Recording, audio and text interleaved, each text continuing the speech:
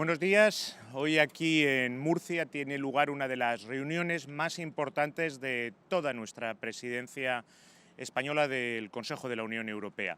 La reunión del Consejo de Asuntos Generales. Hoy los ojos de Europa están mirando a Murcia. Aquí vamos a tratar dos puntos fundamentales para el devenir de Europa en los próximos años. En primer lugar, la ampliación. Tenemos muchos estados que quieren ser parte, porque comparten nuestros valores y nuestras aspiraciones, de la Unión Europea. Y para ello vamos a hacer una reflexión sobre las implicaciones presupuestarias de una ampliación a más de 30, incluso a más de 35, las reformas institucionales que haya que hacer para ello y la reforma en el método de tomas de decisión para seguir siendo tan eficaces como la Unión Europea ha sido frente a la crisis del COVID-19 o a la agresión rusa contra Ucrania. Y al mismo tiempo vamos a tener un segundo tema, la autonomía estratégica abierta de la Unión.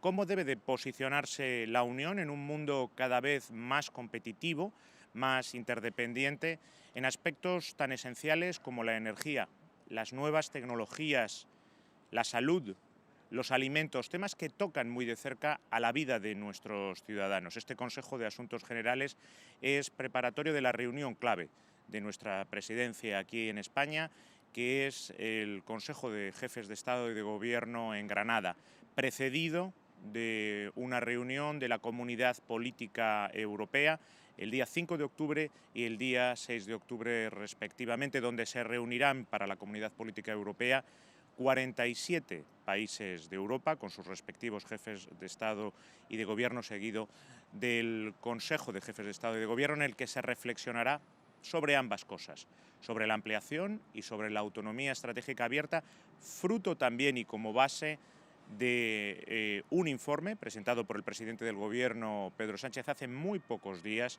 Europa Resiliente 2030. Al finalizar, con el comisario Bargeli, que acude también a esta reunión, daremos cuenta de los resultados de la reunión del Consejo de Asuntos Generales en una rueda de prensa. Muchas gracias.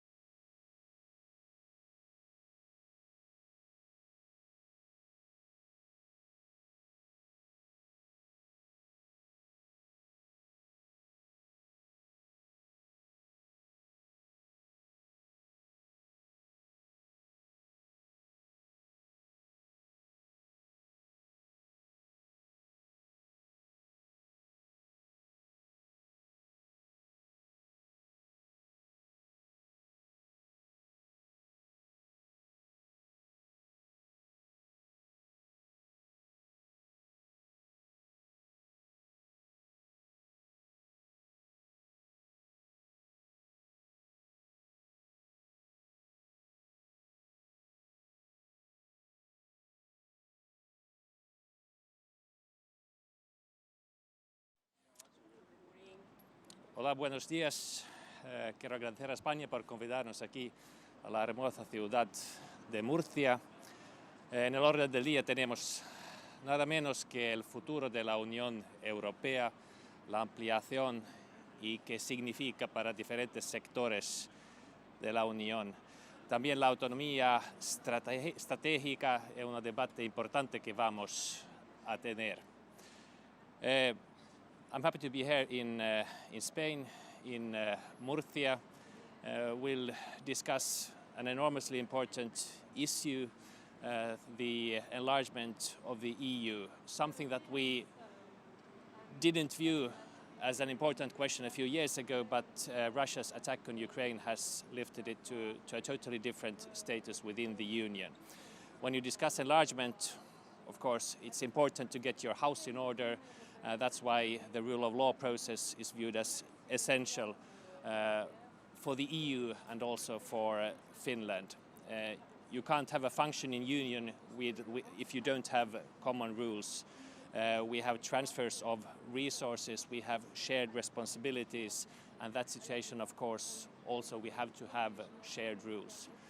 In the enlargement process, it's important that we set clear steps and that we communicate these steps clearly so that the candidate countries know what's expected of them and that we can ensure that we get to our final destination, which means an enlarged EU. I think that's what we all are striving for. Another important issue is the strategic autonomy. We have woken up to a different reality. We have understood that we have dependencies that are not always in our interest. But while we focus on that, we have to take care of our single market also. It's important that it functions. It's important that it functions on a market-based system where there's a level playing field, where state subsidies don't decide where investments go. The green transition is an enormous opportunity for the EU, but if those investments aren't decided in a merit-based system where the market economy works, we will not get the result, not the competitiveness that we really need. But I'm happy to be here and looking forward to interesting discussions.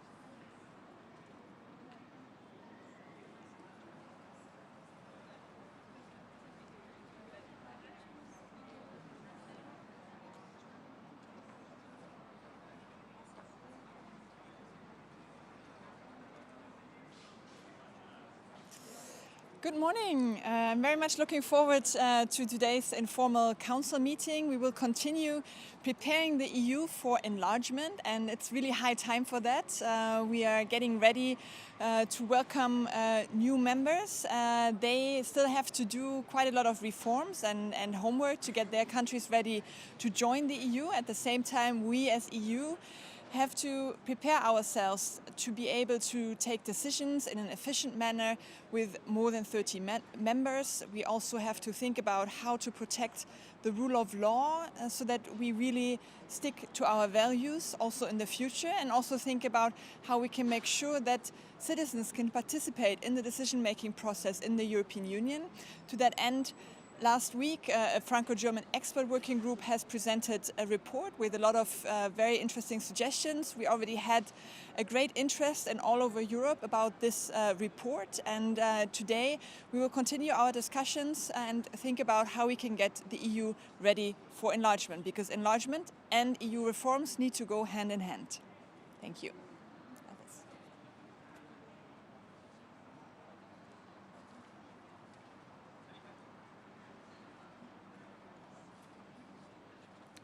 Bonjour, morning. Bonjour, aujourd'hui, donc c'est le Conseil qui prépare l'Union européenne de dans 10 ans, avec une discussion sur à la fois l'élargissement, la façon dont on va faire l'élargissement, la réforme possible de l'Union européenne et puis l'autonomie stratégique ou la souveraineté. Sur l'élargissement, évidemment, le monde a changé, la Chine est plus assertive, la guerre que la Russie mène à l'Ukraine et aussi la montée du Sud nous impose de nous renforcer, de faire que nous soyons une puissance qui puisse parler à part égale avec tout le monde et qui protège ses citoyens, qui protège et qui fait prospérer notre modèle. Donc nous allons regarder comment le faire pour que ce soit à la fois incitatif, préserver nos valeurs, l'état de droit, la démocratie et la liberté et éviter la fatigue des pays candidats.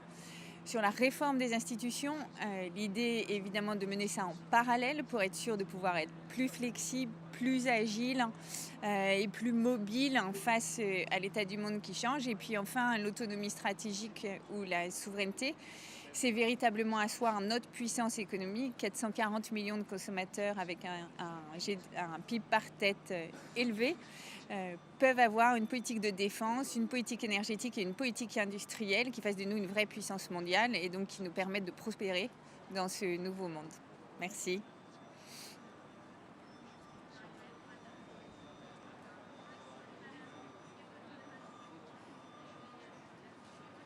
Hello, good morning. First of all, I would like to thank City of Murcia for hospitality today, and I would also like to thank the Spanish presidency for organizing this very important debate that we are going to have. I expect to discuss two major topics. One is the reform of the European Union, and the other one is the enlargement of the European Union. How we foresee this is that by the end of the year, we should take two very important decisions. One is to start negotiations with all the candidate countries that want to join the EU. And the second decision we need to take is about the timeline for the reform process that we are going to do in the upcoming years. It's up to those discussions and up to those decisions how the future of European Union will look like in the next decades. Thank you very much.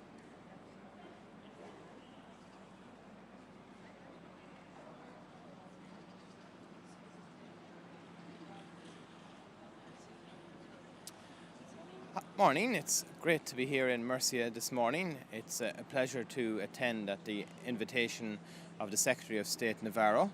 It's a very changing time for Europe, I think, as we're all very aware in terms of the prospect of bringing a number of new countries and potential candidates into the European Union, from the Western Balkan Six to the Eastern Trio. We're having huge discussions broken into two parts. Firstly, in terms of how we reform our institutions, and secondly, which is important too, on what level countries coming in should be on a merit-based, notwithstanding the geopolitical issues and urgencies that are around, that we all know and we all face. So I look forward to taking part in the discussions and really have to thank the Spanish presidency for their hospitality and all the work that they're doing. Thank you.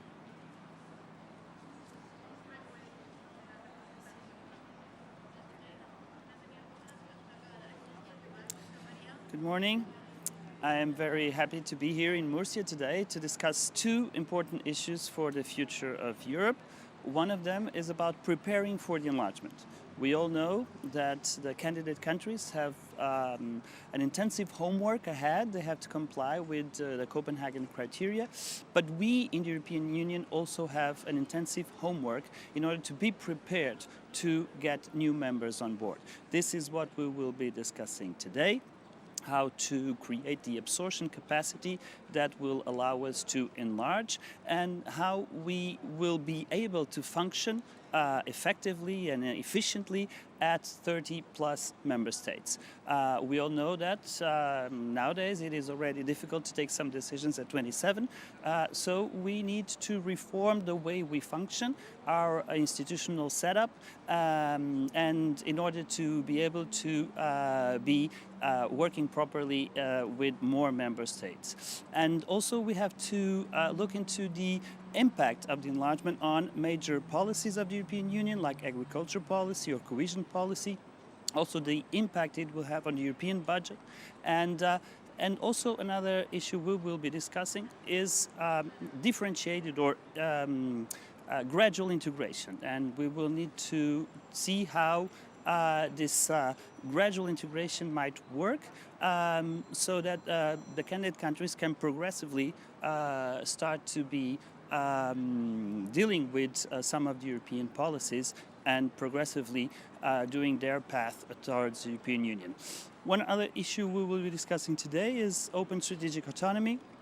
This is key for the future of Europe. We need to deal with some of the pandemic, and then the war revealed some vulnerabilities and some dependency of the European Union regarding foreign powers.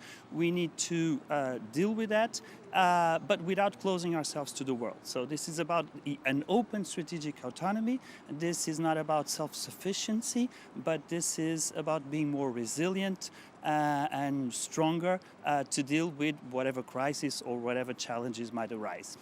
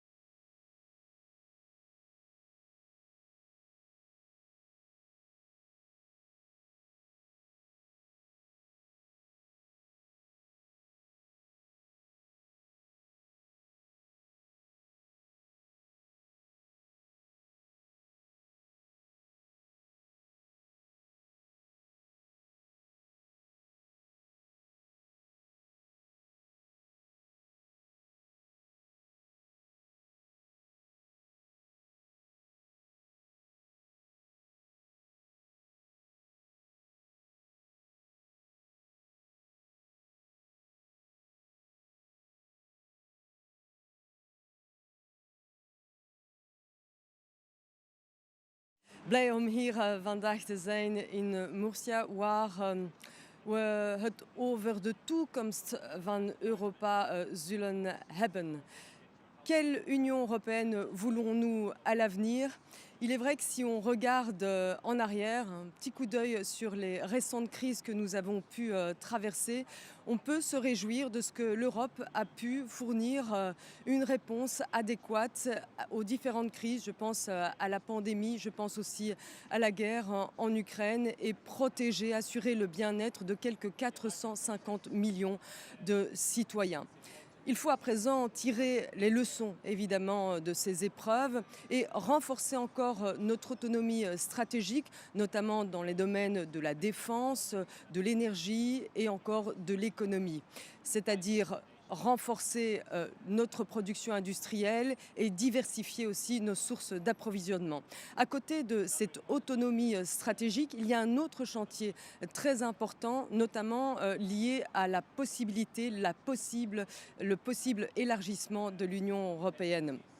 C'est-à-dire renforcer notre acquis démocratique, renforcer le fonctionnement de nos institutions et aussi nos politiques communes. Il est vrai que nous serons un jour peut-être 33, 35, alors comment décider ensemble, comment rester efficace, comment offrir aussi une Europe la plus démocratique possible. Voilà des chantiers passionnants qui nous occupera certainement encore pendant des mois, voire des années, et qui sera aussi l'une des priorités de la présidence belge. Je vous remercie.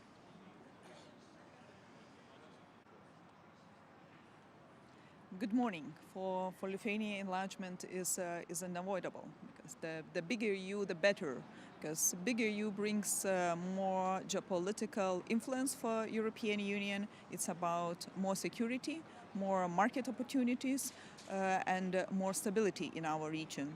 But in order to make a bigger EU, we have to make sure that we turn waiting room of Western Balkan countries, as well as Ukraine and Moldova and Georgia, into the exercise room. Because to exercise rule of law and exercise alignment with European security and foreign policy is actually prerequisite. So I do believe that we as well have to exercise and do homeworks at the EU level to make sure that we are ready to enlarge. But we should not be stuck into our never-ending institutional debates, but instead of that, actually look how we can accommodate our budget, economy, cohesion, agricultural policies, because this will be the pathway for our ever stronger union. In order to do that, we have to make a bold decision already this year to open negotiations with Ukraine and Moldova. Thank you.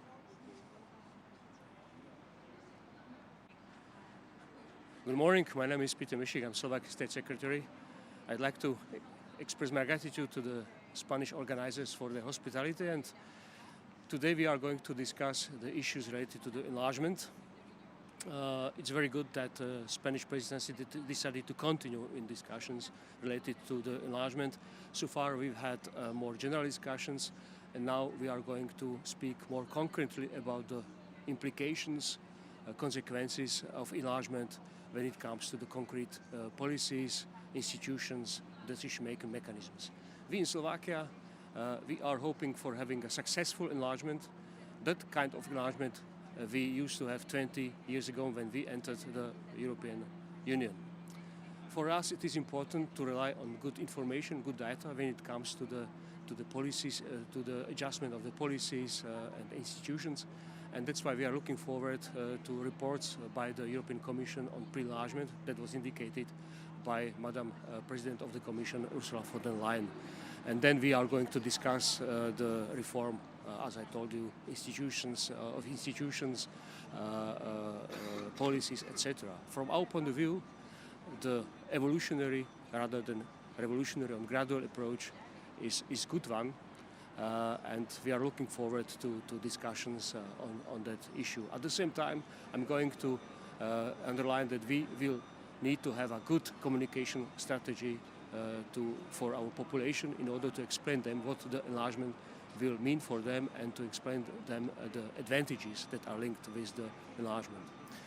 Finally, we are going to discuss the open strategic autonomy issue that was brought by the Spanish presidency, and it's very important because this is about our vulnerabilities and our resilience. And we in Slovakia, we are open economy, we are export-oriented economy, and we are very interested in having a strong European Union, and that's why this issue related to the open strategic autonomy is so important for us. Many thanks.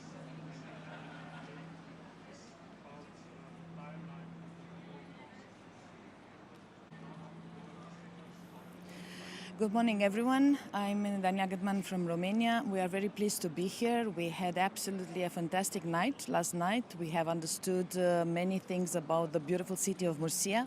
This is credit to your mayor and to the city council, and we are very, very happy to be here. Today we will discuss the future of Europe and the way we can forge the European Union in order to achieve more members due to the enlargement process. And I think this is a very timely discussion, since the leaders will meet in Granada next week, and they will discuss about how we can accommodate the candidate countries in the years to come. As you know, Romania really supports the enlargement process. We are supportive of of Ukraine, of Republic of Moldova, of Georgia, and also with the countries of Western Balkans. But in order to have the big family of European Union, we need to be prepared. So we will discuss about how we can forge our policies in order to accommodate more members, how we can make European Union more resilient, how we can ask and respond to the crisis that we are all suffering about at Romania's border, the war of aggression of Russia against Ukraine. So today we dedicate our meeting to the future of Europe, to the response to our citizens. And of course, what it is important is that enlargement is a successful policy that we need to continue. Romania supports the enlargement process in the years to come. We will have a voice when forging the ability of European Union to project its principles and values. And thirdly, that these two processes, the enlargement and the way that we prepare the European Union should go in parallel so that we will have a stronger union at the end of the day. Two more things that I would like to add. This process should enhance the trust between the member states and the candidate states. It has to respect the principle of cooperation and solidarity. And last but not least, it needs to stick to the cohesion policy. It needs to bridge the gap between disparities, and it needs to forge a European Union in full solidarity and unity. Thank you so much, and thank you for the mayor, for the city council of Murcia, for hosting us today, and also, of course, to my very good friend, State Secretary of the Ministry of Foreign Affairs, Pascual Navarro. Thank you.